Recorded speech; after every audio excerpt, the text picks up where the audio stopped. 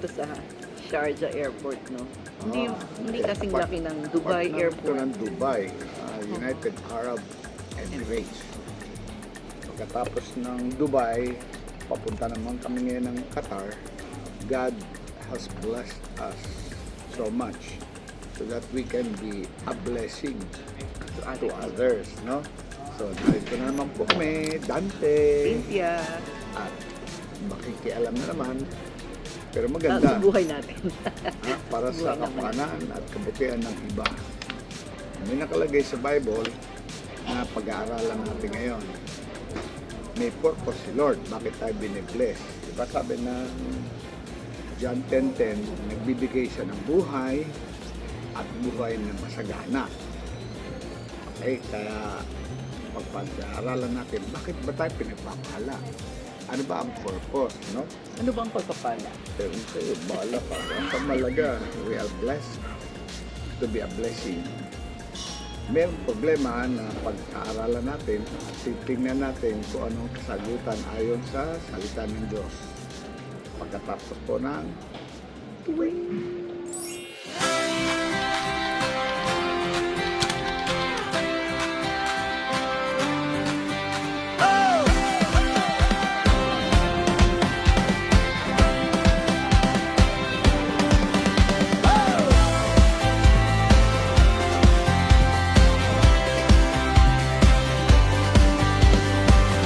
From the other part of the world we flew.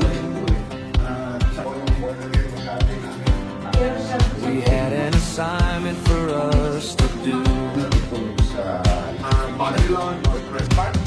Hands ready to give, seeds ready to sow. Minds and bodies are set, feet are ready to go. Every gift God's given, we will freely share. His blessings overflow, spread them everywhere.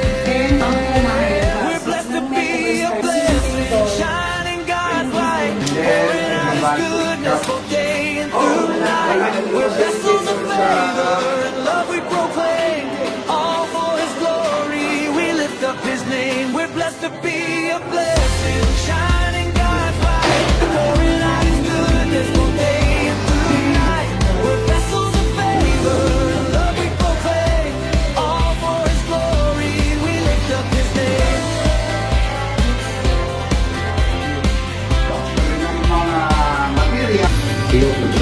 God, come lift our sisters and brothers. Fill our cups so we can help the others. Spiritually strong, financially too. Naging boyfriend ko rin yung AI eh. Kaya Pilar, hindi to, natin nyo. When sila yung mga kasama, tapos na nilang Isa sa ulit mo lang. Lalagyan ko ng adap ko eh. Adap. We will freely share. His blessings overflow, spread them everywhere. We're blessed to be a blessing, shining God's light, pouring out His goodness both day and through night. We're vessels of favor and love we proclaim, all for His glory. We lift up His name. We're blessed to be a blessing, shining God's light, pouring out His goodness. sa Philippine Nations, no, alam naman yung siguro na nakapaloob doon. What else? Kumakausap siya ng mga consultant, business package ng national community. Minsan, Yung basic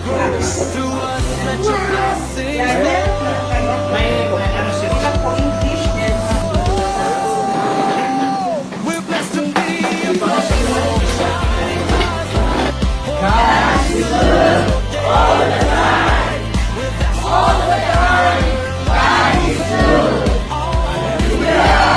lift up His name. We're blessed to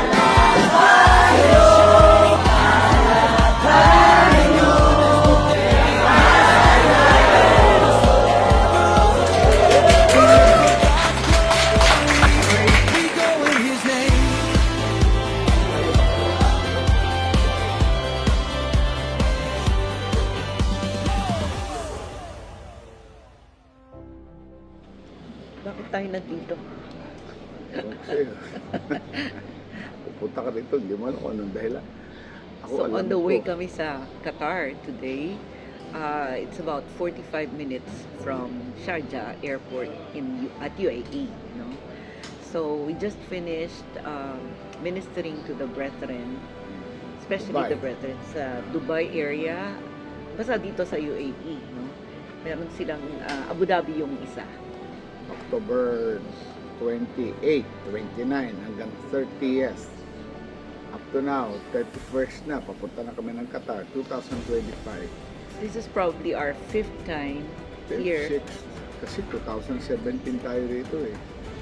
dito sa UAE. Ang nakakatuwa rito, kahit nagkakaedad na tayo, 67 na ako, siya ay Wag na. meron pang purpose eh. Hindi lang ito para sa atin, no? Pinagpapala tayo at patuloy na pagpapalain para maging pagpapala. Ang hirap naman, nagkakaedad na tayo, parang tingin natin, wala na. Tapos Hanggang na, doon na lang. graduate na. Hindi.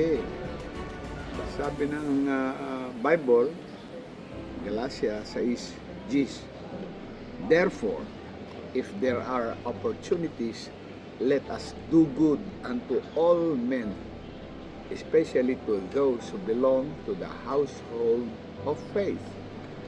Kaya po, at my age, at her age, ayun niyang pasabi, pwede pa pala tayo maging blessing. Hindi na katulad ang dati ng mga early 30s, 40s, up to 50s.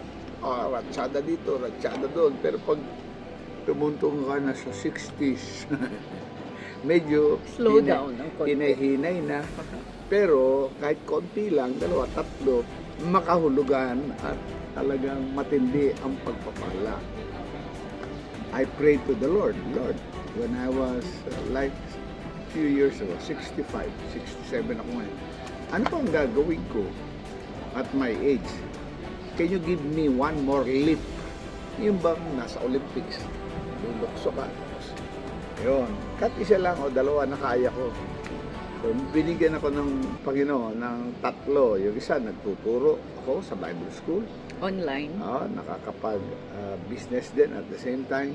Pero itong pangatlo, nag-share ng blessing. Psalm 33:12, blessed is the nation whose God is the Lord. So tayo pala pinagpapala ng Lord para maging pagpapala. Ito pa, Malakay 3:18. Sabi ng Lord, ipapakita ko ang pagkakaiba ng mga lumalakad sa aking katwiran, those who walk in my righteousness and those who serve me wholeheartedly. So, pag ang buhay mo, lumalakad ka sa katwiran ng Panginoon, you seek to please God, at ginagawa mo ang lahat ng bagay dahil gusto mo maglingkod, bilang pasasalamat sa Panginoon, pagpapalain ka ng Lord. So, God has blessed you, God has blessed us, so we might become the channels of God's blessings. Ito pong punta namin ngayon dito, tuwang-tuwa po kami na makauldayaw sa Tagalog ang ating mga kababayan dito na OFWs, no? Both here sa UAE at saka po sa Qatar, no?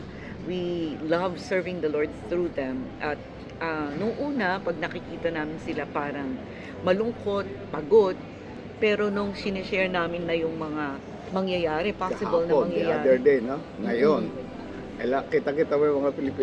Yung grabe transformation tawang mula dun sa malungkot, pagod. Tapos pag sinabi mo, ay may blessing na parating, biglang nandidilat ang mga mata. Tapos nakikinig mabuti.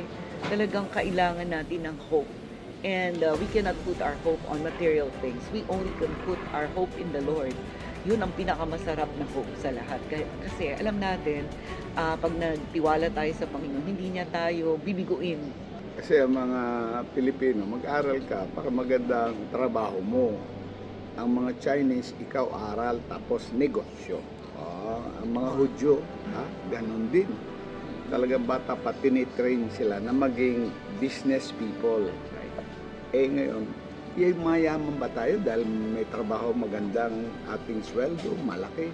Or tayo ba'y dahil masipag, yayaman tayo dahil may mana o ano? No. Deuteronomy 8:18. You For shall you shall remember the Lord your God, for it is He who gives you the power or the ability to make produce wealth. or make wealth. Kaya po, grabe yung pagpapala ng Panginoon sa ating buhay. Ang Pilipinas, grabe ang tindi ng pagsubok, corruption, mga kalamidad, calamities, here and there. Earthquakes, Pero tapos one day, volcanic eruption. you will see the Philippines will arise. At sinasabi ko po sa inyo, even us, couples, pastors, leaders, church workers will arise. Kasi God wants to bless us that we might become the reservoir of blessings to His people. For what? For the advancement of the kingdom of God. So, fulfilled ako as a man, as a husband. Kung alam ko lang na ganito kasarap buhay na may asawa. Sana grade 1 pa lang, nag-asawa na ako. Fulfilled as a father and fulfilled as a servant of God.